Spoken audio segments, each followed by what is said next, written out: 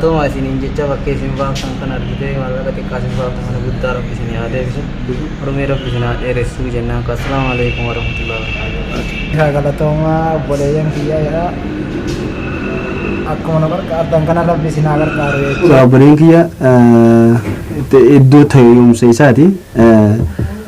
Akkana kun madaa jira ichiinis madaa gara umichi walitti deebi'ee jira kun ammoo foon akka nama foon yookaan kan inshallah anaan teessin geessee jirti galatooma rabbi fayyaa isin haa kennu guddoo bakka isin haa buusu.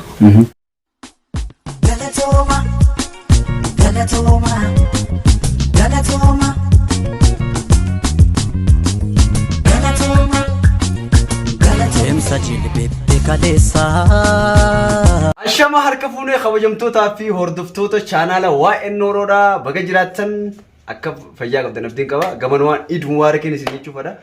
Warreen ammoo chaanaala kanaaf haaraa taatan subscribe godhaa warreen duraan gootanii jirtan akka aadaa keenyaa gaa like godhaa koomentii keessanis yaada keessan koomentii jala nu barreessaa.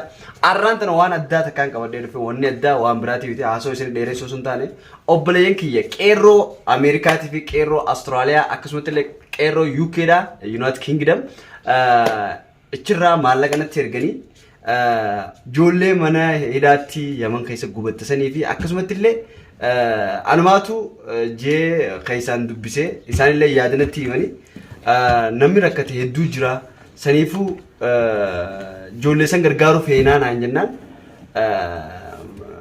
doolaara 150 dasii caffee aannanii ijoollee mana hidhaa jirtuuf geessii naan jette mana hidhaatti gubatteef geessii naan jette dasii caffee aannaniitii fi geelota isii walitti qabanii akkasumatti illee doolaara 150 san keessaa guutuu kaapitaal guutama yookaan kaan ammoo keessaa qaba isaan kun walitti buusanii doolaara 150 natti ergan akkasumatti illee tiktokera keenya beekamaa Jaalfadiiloon doolaara 280 isa qofa osoo hin taane abdiisaa wajjin karaa Ameerikaa erganii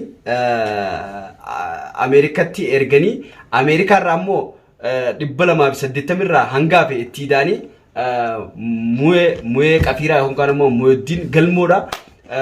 Isaafi hiriyaan isaa doolaara 490 doolaara 409 natti ergan jechuudha. Waliigala 559 na bira ga'ee jira.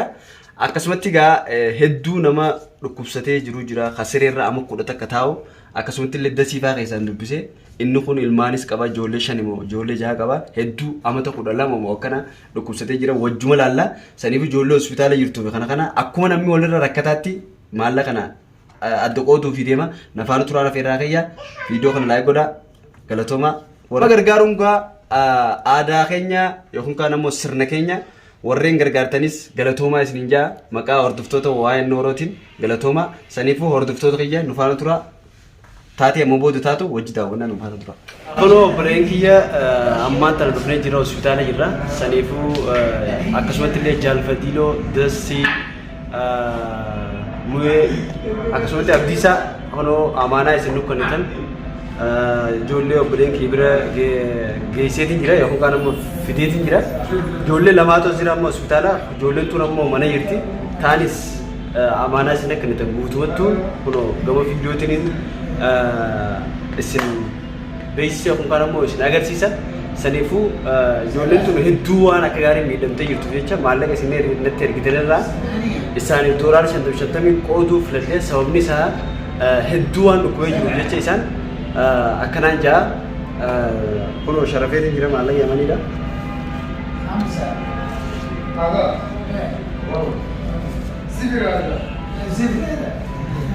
Maallaqa Yamaniidha kunoo takka lama sadii afur shan jaha torba saddeet sagal kudhan takka kudhan sadii kudhan afur kudhan shan jaha torba saddeet sagal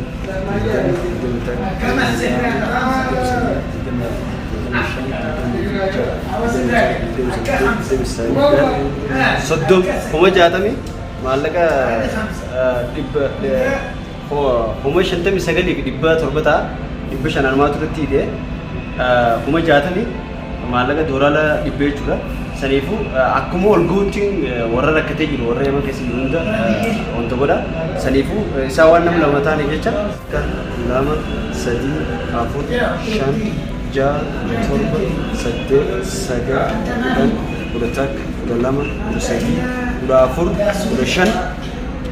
Kuma soddoni kiyya ilmaa Oromoo warreen addunyaa mararra jirtan ijoolleen tun gaa fuulli isaanii gubatee hamileen isaanii hundinuu cabtee jirti. Mooraalumaa bakka taanu maallaqni kun maallaqa waa xiqqoo $55 kumaata kan godhuu fi hamiluma isaanii eeguudhaaf warreen dandeessan rabbiif jecha akka ammallee gargaartan kabajaaniin isin gaafadha. Saniifuu obboleessi kiyya kunoo $50 kee kunoo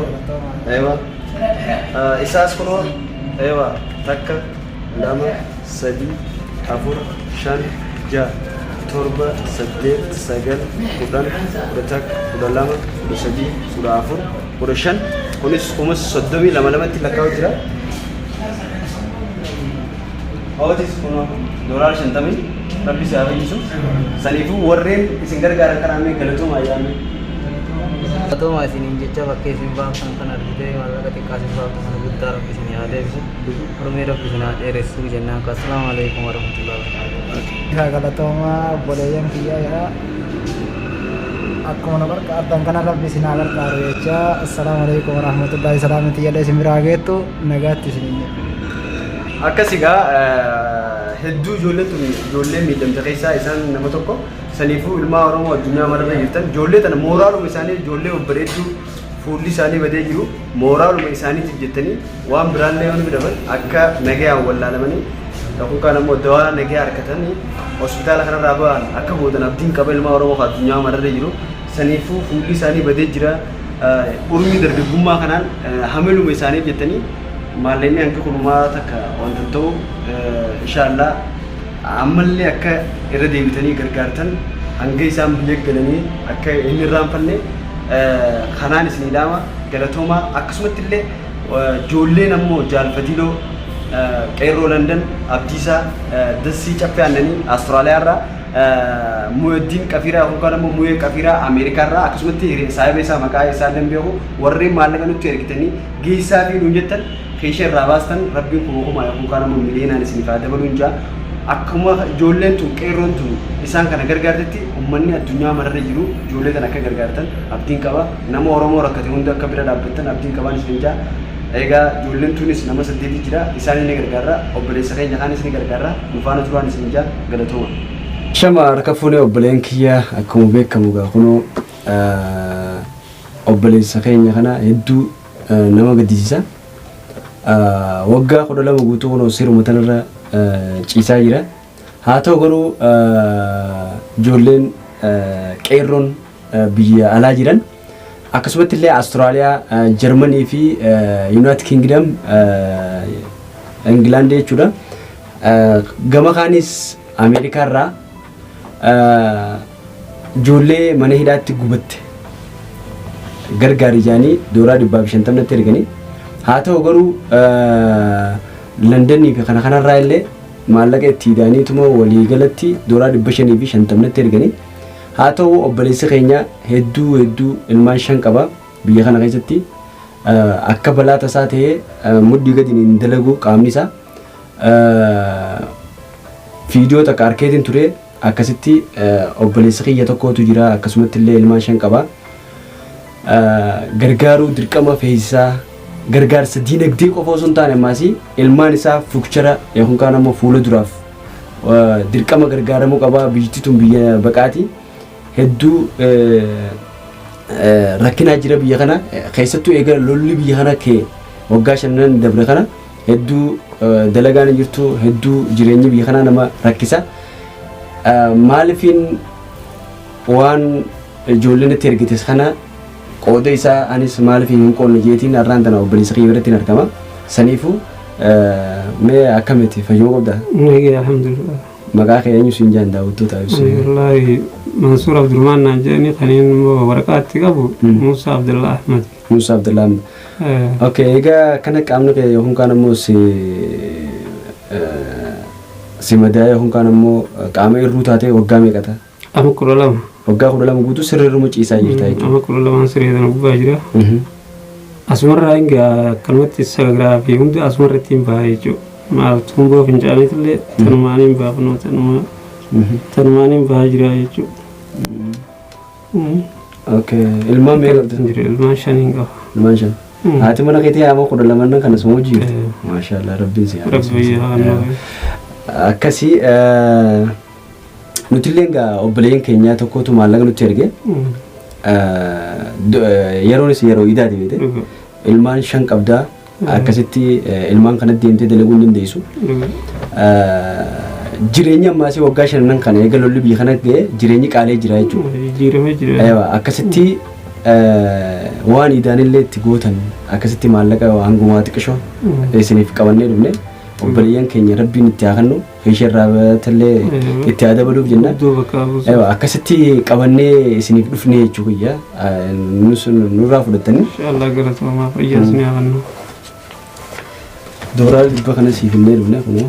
Inshallah galatoomaa amaanaan ta'e isin nageessee jirti galatoomaa rabbi fayyaa isin haa kennu guddoo bakka isin haa buusu. Saniifuu ilmaa Oromoo marti keessanuu dooraan dhibbii kun biyya kanatti ijoollee 5 qabaa akkasumatti illee waa takka godhuuf hin danda'u garuu ijoolleen tun illee ijoollee barnoota barattu baqaan ichi dhaqanii kunis illee taaribaan dhaqee tun illee dasii caffee aannaniiti kun amata takka takka Astiraaliyaa kana jiran ijoollee barattu garuu nama keenya rakkate akka Oromummaatti gargaaraa jaaniiti isin cinaa dhaabbatanii jechuudha. Warreen dandeessan lakkoofsisaatiif kan hunda as jala viidiyoo kanarra isinii keenya gargaaruu dandeessanii hedduu miidhamee jira akkaataa inni itti miidhame hunda viidiyoo laaluu dandeessanii saniifuu mee saffaa waan jettu qabaatu saffaan hojiin deemu jira kaameramaan kee kaarraa saffaan Rabbi yaa buusu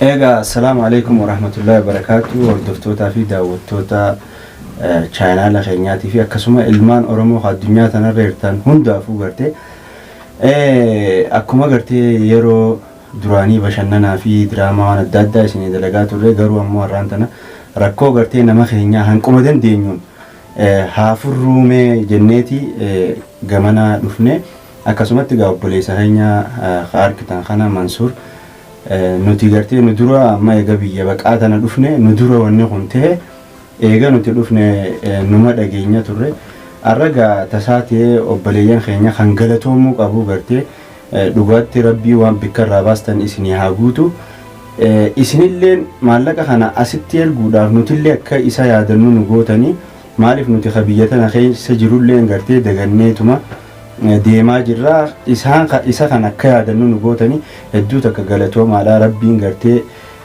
bikka irraa baate isiniif haa guutu gartee waan yaaddan hunda galmaan isinii haa ga'u kanuma gaa obboleessi keenya Mansuur gartee miidhaan inni miidhame gizee kanatti qaamaa ol ilaaltanii waa takka nama miidhameen fakkaatu ammoo amata 12 guutuu siree tanarra dabarsaa jira amata 12 ilmaan 5 gartee haati manasaa odoo dadhabe hifadheen jeen gartee isa kana tajaajiluudhaan ilmaan guddisuudhaan barsiisuudhaan isarratti dadhabaa jirti. Kanaafuu ilmaan Oromoo gartee addunyaarra jirtan hunda waan dandeessaniin gartee waan nama fiiti namni fi gartee rakkoo fi balloos wajji qabna gaafa gammachuutis waliin gammanna gaafa rakkootis wajji rakkanna jechuudha. Kanaafuu nama keenya nama fiiti ilma Oromooti nama qabsaa'aadha ammas Mansuur nama gartee akkanumatti yeroo isaa gubee miti gaafa isaa keessatti seenaa isaa xiqqollee dhageetiin ture gartee waraana jaarraa abbaa gadaa wajjin hedduudha laffee nama qabsaa'aadha meegaa an dubbachuurra innummaan yoo hime irra bareedaadha mee Mansuur keenya gaa waan sirra gee kanaa fi seenaa teetii fi gaa waan sirra gee akkamitti akka sirra gee waan kana yoo atummaan gartee ibsite gaariidha mee miidhaan tun akkamitti sirra ga'uu dandeesse akka hawaasninis baruu gartee wallaahi dhugaadha egaan biyya tana dhufe ilmaan dalagadhaa beektaa Osmaan gaa dalagaadhaa ca'uu ilmaan hin qabaate ilmaan kanatti laffeetuma Osmaan fiiguu jaarmee manaa tokko gaafa kaan sibiltii goona osoo fayyaa qabu sibiltii san dhiibnee jaarmee manaa tokko deemne tura banga baatii takkaateef akkasitti bulkeenni gartee gidaara kanarra seeyyamee jiru kun gama duubaatiin kana diiganeeti imaaraa godhu jira naqu jira shufkaa wanni gartee sabbaa gartee sabbaa kana naquu deemna asaasa jaarmee gartee asaasa jaaruuf kana bal'atee achi jalaas fuunee dhagaa dura kaayeen jira kanatti sibiintoo lafarra yaanaan Akkas simintoo sana gurra baay'ee mucaan akkanatti garagala gidaaruma guddaa taawwanaatu bulkeenni gama duubaarra seeyya cillimnarra jedhe. Gidaarummaan Guutumatti. kun guutumattu. Bulkeenni akka dheeraa laal gidaarra kun ilaa achi beechitti dheeraa. Gama duubaatti wanni mana kanarraa diigame achirra seeyyamee jira. Guutuma cillimnarra jedhe achumaan awwaalee Taa'u jirtaati. achi deemee waan gaaddisumaan gattaa gaaddisumaan jala gattaa bulkeeta amma akka abdunaadir amma taa'uun jalaa fuudheetumaan itti rannee mucatti mucaa kaayeetuma bee anachumaan ta'a wanni teenyaa jeeni bas waan cillimna rajjaatii marre ifuu guban qabu san booda Achi booda namichuun akkamitti si fuudhanii yookaan achi booda jalaa na baasaniiti nama hedduu jira nama ganama 30 achi jira dalaydudha jalaa na baasanii musayyaa keessatti fakkee ifuu guban qabu gaa hospitaala. Walumaa gama mana gubbaa goonii fi kana eegamu addiyaa fi kana rakkaban saniif hin farkee jechuudha. Waggaan waliin kaayuu caccabaadhaa ol jiru. Qaamni Hurraa'ee jira amma kaan mataa kanaa miti gaafas namaatu cina qaba namaas na qaba. Hurraa'ee jira jechuudha amma kunis suduudaan sibiila abbaa 8 na keessa jira. Amma walitti deebi'eetu jira sibiilli sun eegna keessa jira. Taa'uu ni danda'e jechuudha duraanii hedduun taa'uu namaan na garagalchaa. Abbaan bikkattoo san dalaguu jirtaniif waa Abbaan bakatti eegas booda reediyoo yookaan lola gartee warra Aliif Dallaa keessatti wal lolan sun gama duraa sanatti san keessa manuma isaatiif isaa waliin basuu qaatu dhee achumatti innis achumatti jechuudha. manuma san keessatti manumaan itti dhaame san keessatti achumatti jechuun mucaa isaatii jira mucaa isaa telefoonaa walitti hin bilbilu guyyoomti bilbilee mana jalaan kaasu. amma jechuudha. Sila bilbila isaanii qabdi. Ni qaba.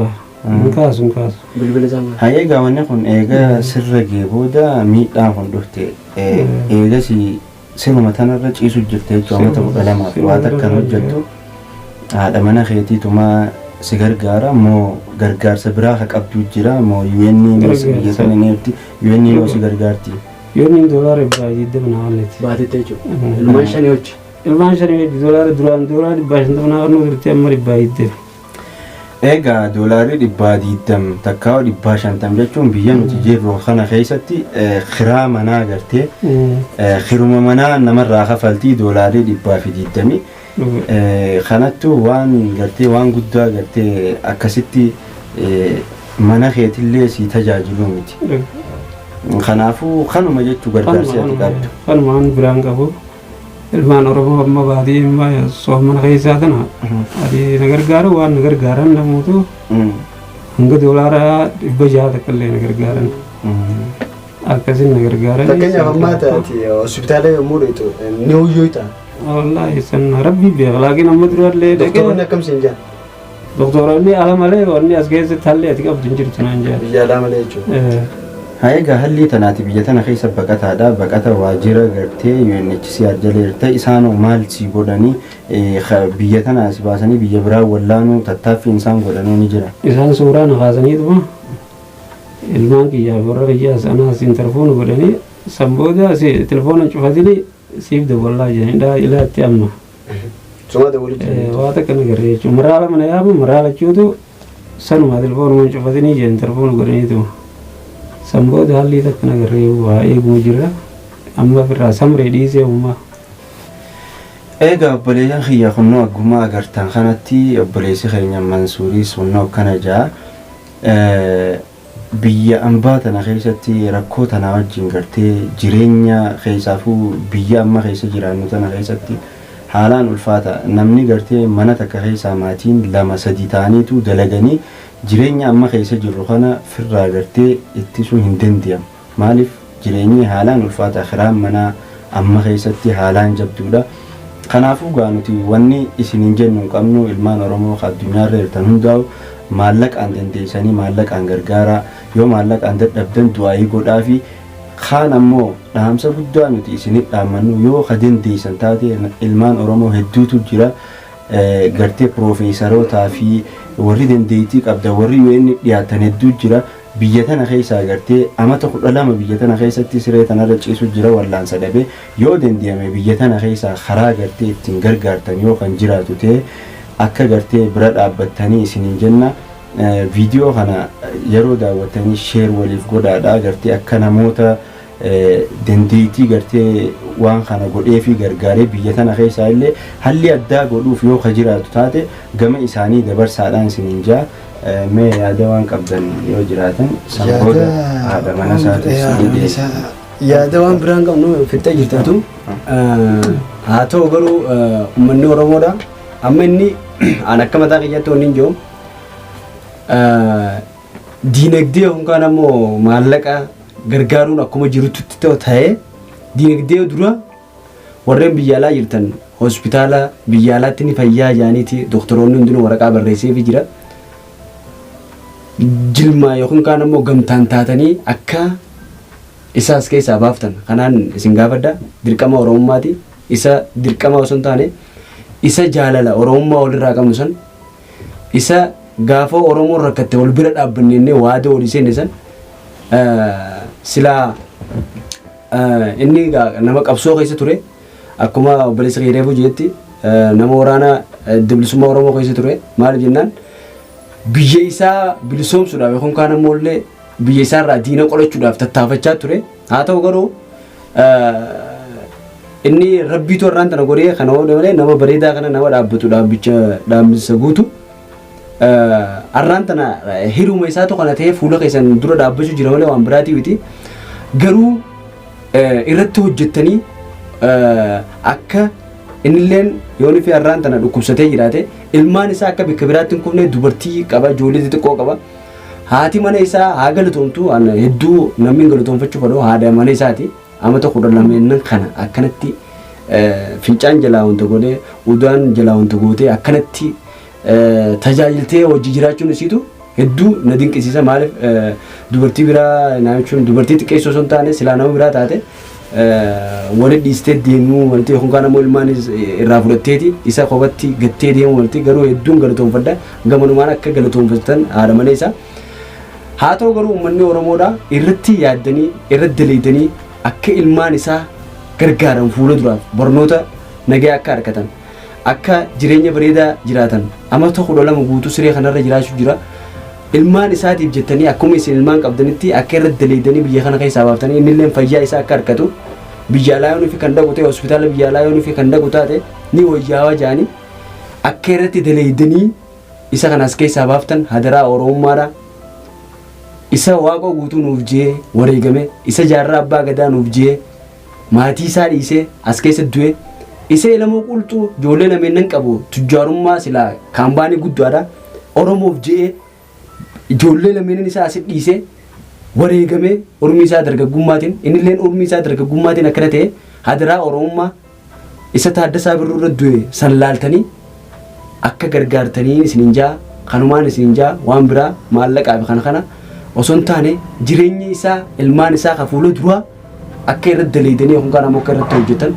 kana barbaade obboleessa keenya maal jennaan namni gaa ifiif hin himatu namumaatu irraa hima gurri abbaa duuba jaanii seenaa fi gurri abbaa duuba jaanii nama duratti hin himani haa ta'u garuu hedduu nama gaddisiisa hawaan hin jiru hin qabu wallaahi rabbiin si hafayisuun jaa saniifoo kana akka irratti hojjetan gamanaan isin dhaamadha haa ta'u garuu namni ammaasii galatoomfachuu barbaadu nama Oromoo rakkate gargaara ijoollee teenya ta gargaarte tanallee hedduu galatoomaa isin jenna amaanaa ta'an kun bikkaan geenyee jirra nama akkanumatti nama rakkate gargaaru rabbi nu haa godhu nama keenyaas rakkoo keenya jalaa rabbi haa baasu bilisummaa rabbiin biyya keenya nu haa deebisuun jaa waan jettu mee boodarratti inshallah dhugaadha dhugaa akka naraatan kana beektaa nama guutuu fakkaadha nusa bakka takka taa'u beekte yoo nama qaama kana isin garsiise xuraadha harreen hundinaa uratee jira guutuu miila kun isin hin dalagu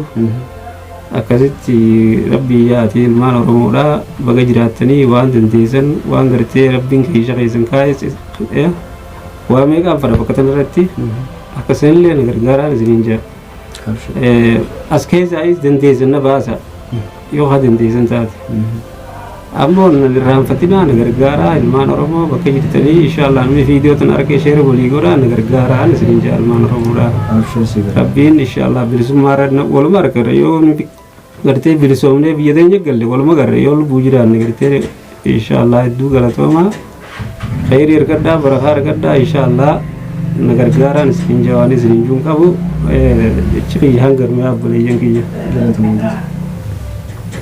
Obboleen kiyya iddoo taa'umsa isaati. Akkana kun madaa'ee jira. Ichiinis madaa'ee gara ammoo ichi walitti deebi'ee jira. Kun ammoo fooni akka nama foon yookaan kaan ammoo moora muleeti. Saniifuu hedduu nama gaddisiisa. Fakkeenya ammaan tana gisee teessu kun sinni dhukkuba. Dhukkubii dirqama dirqamaan ta'ee bara. Amma waldachuu jirta. Dirqamaan ta'ee. Kanaati gaafoo waa hedduu gartee agarsiisuun hedduu ulfaata. Haa ta'uuti gaa kanuma akka obboleessa keenya keessa jiru kunnoo kana jechumaa fi isin garsiisne. Hedduu nama gaddisiisa. Nama rahmata qabuuf tumuu na geessi. Hedduu Kanaafuu namni Oromoo obboleen kiyya miilli isaa kunoo akkasii ichi booda kana kunis akkana laafshee jira. Saniifuu as qofa osoo hin taane egaa bikki ta'umsaa kunillee hedduu madaa'ee jira. Fiidoo isaa amma durallee arguun hin maltanii warri ammoo hin argin kunoo hedduu akkasii. Fincaana siin fincaana. Fincaana kananiin ba'a. Akkasii maas akka fincaana aadiitti fincaanu beektaa asiin na uraadha jechuudha. Qaama saalaatiin fincaanu jechuudha. Asiin na uraadha. wanni tullee maallaqaan biyyattii yeroo hundaa Maallaqaan waan asirratti wanni bilaashu waan isin garsiisu jira.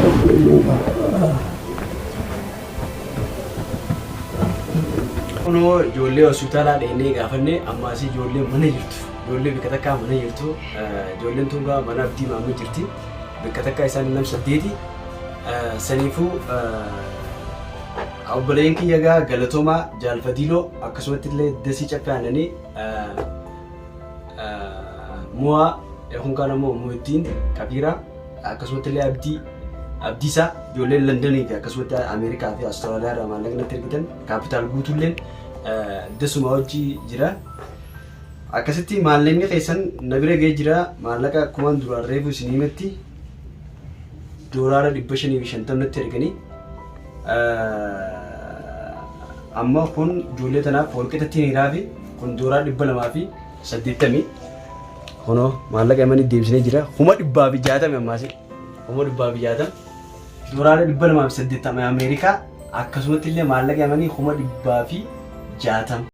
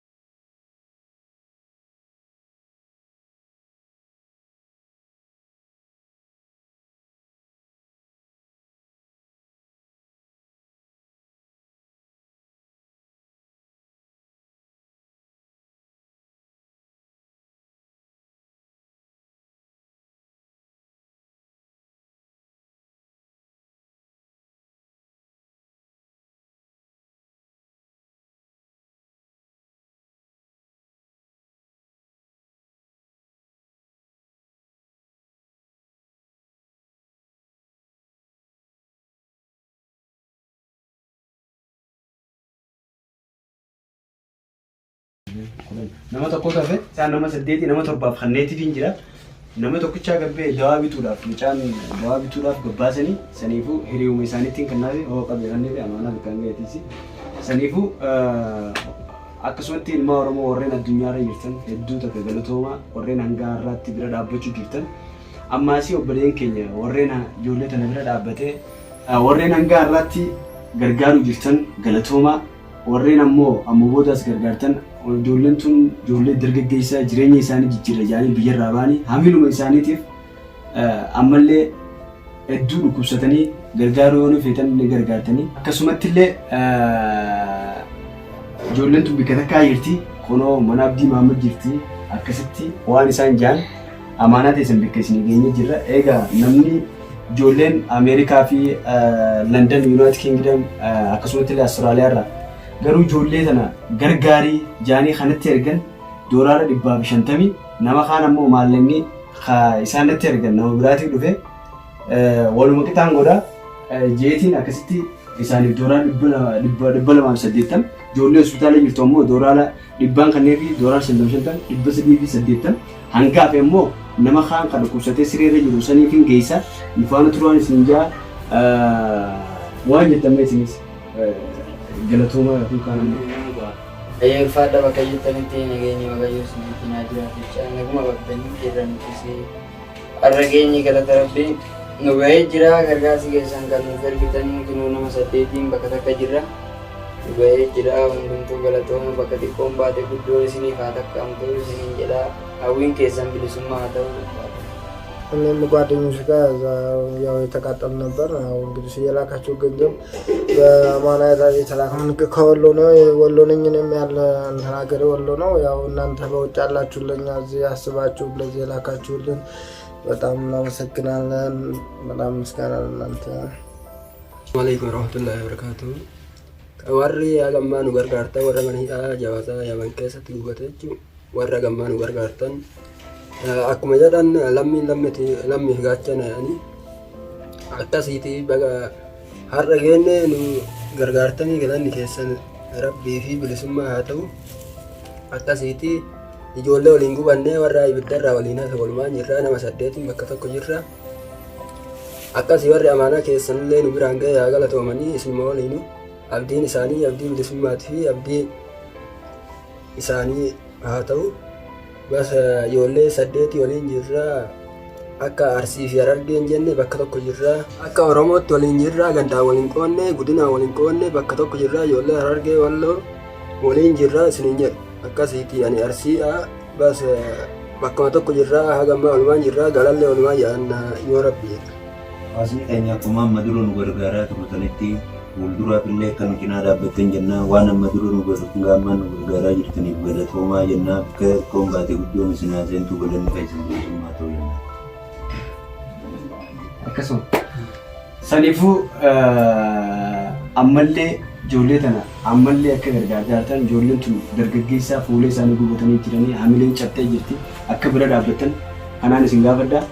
Saniifuu galatoomaa ammaasi viidiyoon keenya hin xumuramne nama rakkatee jiru bira deemnee ammaasii isaaniifis maallaqa amaanaan kennitan bikkaan geenye viidiyoo isiniif waraabna dhufaana turaan isin jaa horaa bulaa galatoomaa deebina. Harka fuunee obboleen kiyyaa ammaasii kun obboleessa keenya kan isin hin jenne kan ittiin booda isa bira geenye jirra. Egaa obboleessa keenya kunoo waggaa 4ffaa isaa guutuuf deema innis miilli qullaabshee yookaan kan nama faaliji dheetee ol ka'uu hin danda'u. Ilmaan 3 biyya kanarraa qaba. Haa ta'u garuu obboleen keenya warreen maallaqa nutti ergan Jaalfadiidoo fi Abdiisaa akkasumatti illee Dasii Caffee Aannanii Mu'ee Qafiiraa akkasumatti hiriyaa isaati wajjin maallaqa namooyyuuf qoodu jirra. Isaas qoodee isaa qabannee dhufne obboleessa keenya kan siree irratti waggaa 3 ciisu jirus isaas gargaaree dhufne ijoollee mana hidhaatti gubattees gargaaree dhufne boodarra isarra dhufne saniifuu qooda isaa nutis qabannee dhufne saniifuu warreen ammoo gargaarsa kana gootan hedduu galatooma akkasumatti illee ilmaan Oromoo addunyaa manarra jirtan wanni kun waan xiqqoo obboleessa keenya akka fayyaa argatuuf yookaan kan ammoo karaa fayyaa isaatti akka deebi'u akka irra tattaafatanii gargaartan abdiin qaba. Saniifuu waan qabannee dhufne kana nurraa fudhattaa saniifuu mee obboleen keenya hawaasee ergin kana galatoonfadhu isin. Wallahi billahi katanarra guddoo rabbi bakka buusuuf dhugaadhaan kun bakka tana kunoo ama sadee biteetiin jira. Gaafuma lolli biyya tanatti eegalu haran kana ta'e osoo walii gatoriinu har'aanis ijoollee xiyyaa wajjin haa galatoomtu Oromoonis warri na gargaartanis galatooma tatanarra guddoo rabbi isin haa kennu ammallee taanan insha Allah rabbiin gartee duniyaa akhiratti illee isin haa kennisu isin obboleen keenya egaa maaleen illee maallaquma xiqqishoo garuu namayyuuf hedduu jirra atis qooda kee kasibee qoonni kee kasibee doolaalli 70 na kuma 40 takka maallaqa yamanii ta'a kunoo takka 2 3 4 5 6 7 8 9 10 11 12 13 14 15 16 17 18 19 nama namatti si jaare jechuudha. Nara firoota godhasanii rabbi isaanii ibsatis. Akkasumatti warri uummata keenya haa keessa jiru rakkataa keenya insha Allah dadhabaa keenya as keessatti quba qabaatanii Oromoo teenya taa addunyaarra jirtutti iyyattanis isiniin kunis galatoomaa jechuudha. Gaheen keessan gahee guddaadha. Ammallee akkasumatti nu quba qabaachaa ilmaan keenya quba qabaachaa ilmaan Oromoo malee waan biraa qabu. Biyya namaa tana keessatti dirqamu malee wanni biraa tan muddeen jirtu nutis. Anis kalee akkuma isin dhaabbatanii deemta kanatti dhaabbadee deemu tura ammallee insha Allah kan dhaabbadee deemu rabbii kiyya tokkicharraa kajeela baga rabbiin iidan itti isiniin ga'e warra guutuu amataa deebuus rabbiin haa godhu isiniin jedhe. Egaa honnoo obboleeyyan keenya akkuma jaametti gaa waa hedduun haasawamee jira. Honnoo ijoollee mana hidhaa jirtu ijoollee mana hidhatti gubattee gartee mana haakimaa jirtus gargaarre ta mana haakimaatii baatee mana kophaa jirtus gargaarree jirra. Akkasumatti obboleessa keenya ka'amata 13 sireerra ciisees bira dheenee jirra. Honnoo har'aan tana gaa asitti obboleessa keenya biratti argamna. Halkan kun halkan iidaati. Obboleessa keenya gaa ilmaan Oromoo malee nama biraa hin qabu. Jaadhugaadha Oromoon nuti waluma qabna walumaaf gaachana ilmaan xixiqqaadha qabaa inni kuni ilmaan saatiif gartee Oromoodha gartee bira dhaabbachuu qabu. Namni kun gaafa gartee jireenya isaa dalagatee mana galu qabsoo ilmaan Oromootiif ilmaanummaan Oromoo bilisummaa haa argatan jee waan dalagatu irraa gartee dhaaba Oromoo hunda gargaaraa ture ilmaan Oromoo kan rakkate hunda gargaaraa turani har'aan tana gaa gizee gartee isaan rakkatan bira dhaabbachuu qabna nutis gaa waliin dhiisnu maaliif dirqama nurra jiru nutis isinumatti yina isin feetanis nu hifadhaadha isinumatti yina ammoo ilma Oromooti akka cinaa dhaabbattan abdii guddaa isinirraa qabna ilmaan qabaa ilmaan xixiqqaa lafaa ka'uu qaba karaa dandeessanii koominiitiileen gartee Ameerikaa fi Kanaadaa fi Awustiraaliyaa bakka adda addaa jirtan obboleeyyan keenya akkasumatti warri maallaqa kana ergitanis wallaahi hedduu takka galatoomaadha gartee galata keessan gartee bilisummaadhaan rabbiin isiniif haa deebisu akkasumatti jireenya fuulduraa amma booda jiraattanillee hojii bareedduu bultii gaarii ilmaan gaarii jireenya gaarii rabbiin isiniif haa kennu kanumaan isiniin jaa obboleessa keenya guyyaa biraa viidiyoo gartee kophaa isaatiin ni dhufna ammaan tana gartee viidiyoo maalleeyni ergame kanaan waan dhufnee jecha viidiyoo maalleeyni gartee ijoolleen ergite kanaan waan dhufnee jecha guyyaa takka viidiyoo kophaa qabannee nutis dhufnee ziyaaraa ni goona kanumaan gaa akka tattaafattanii bira dhaabbattanii isiniin jaa isinirraa hin gabaabsa yaada qabdu yoo jiraattee meetii waan ibsattu. Yaanni haa keessan kana caalee jiru ilmaan Oromoo inshallah bilisummaan isaanii hawa bakka jiranitti inshallah warra gartee biyya keessa jirus fayyaa isaaniitiin hawa rakkoo irra jiran sanirra dabranii sabbaranii jechuun obsanii qabsoo itti jiran kana keessa fuulaanii akka galma gaaniin hawa inshallah ta'ala warra biyya nuti hundinuu warra qabsoorra jiru ni qabsoonna bilisummaa dursa waan ta'eef Oromummaa dursa waan ta'eef inshallah walquba haa qabaannu isin jaachuudha ilmaan Oromoo warri ala jirtan hundinuu warra biyya keessa jirus akkasumatti warri addunyaa kanarra faffaca'ee jirus rabbi walitti nu haa qabu rabbi nu haa tokkomsu tokkummaa uummata Oromootiin hawaarra bakkan taa'utanatti bakkan fayyaati gartee dhabee alhamdulillah fayyan qaba haga ta'e takka jechuudha namni fayyaan guddoon jechuudha namni ol kee fincaanuu fi hammaama geeffachuudha fincaanuu fi mana fincaanii geeffachuudha anarra bakkan taa'utanatti fincaan kiyya warra kiyyaan na jalaa fuudhaa basanii guutu warra kiyyaan naa cinqamaa jira akkasumatti ollaan kiyyallee ijoolleen tunis ollaa kiyyaan ni beeki waan kana jechuudha akka inni irra jiru kutuutan ni beeki hagalatoomni isaanillee hagalatoomni waan takka takka ta'iin angabbee wahaadha warra kiyyaati godhuu manneen takka takka isaan ta'uu fidaa hagalatoomni isaanillee galtoonfachuudhaan barbaada kanaafuu warri gartee nu gargaartan jechuudha warri xiqqoo baaftan rabbi guddoo bakka isin haa kaa'u nama waan baasu waan baasu san waan baasu arga malee waan isaa san si galtee guddoo taatee galtii jirtu hawaa baasu inni waan baasu san arga malee guddoo isaa taa asirraa fi inshaallah duniyaarraa fi akhiratti illee guddoo qaba namni waa gargaara jechuudha. Kanaafuu inshaallah galatoomaan jaan galanna keessan guddaa galanna keessan bilisummaa fi jannata rabbii haa ta'u isiniin jira. Warra guutuu abataa. Saa dhugaadha. Obboleen kiyya akka gargaartan abdii qabna. Garuu inni hongizee akkana taa'u nama fayyaa qabu fakkaata. Saffaan kottume fakkeenyaaf amma ol ka'uu danda'u dhukkubni isa qabee jiru narbii lafee dugdaati. Kana achi boodana miila qullaabshee. Waraqaa fiyyallee as guruu dandeessanii jirti. Laasan gadi yeroo biraa deemna kunoo gizee akkana ol ka'uu danda'u. Saniifuu ol ka'uu danda'u fincaanis haadha mana isaatu asii jalaa fuudha rabbi isaa fayyisu atis obboleessa keenya. Saniifuu obboleen keenya warreen addunyaa mararra jirtan akka obboleessa kiyya kana hin irraanfanne fayyaan gaa faaya jaanii maali jennaan namni fayyaa qabu aree qaba ceeti duraa ba'a saniifuu yoo ni fayyaan qabaanne hedduu nama rakkisa saniifuu akka fayyaa isaa deebistanii fi gama dandeessaniin gargaartan abdiin qaba saniifuu galatoomaa horaa bulaa warreen ammoo obboleessa keenya hanga ammaatti gargaartan dasii jaalfadiiloo maammee qafiiraa mooddiin jechuudha mooddiin qafiiraa akkasumatti illee kaapitaal guutuu hedduu galatoomaa horaa bulaa maallennis nutti argitan kunoo akkanatti amaanaa keessan galma geenyeenii jirraan isin jaa horaa bulaa nagannuutu.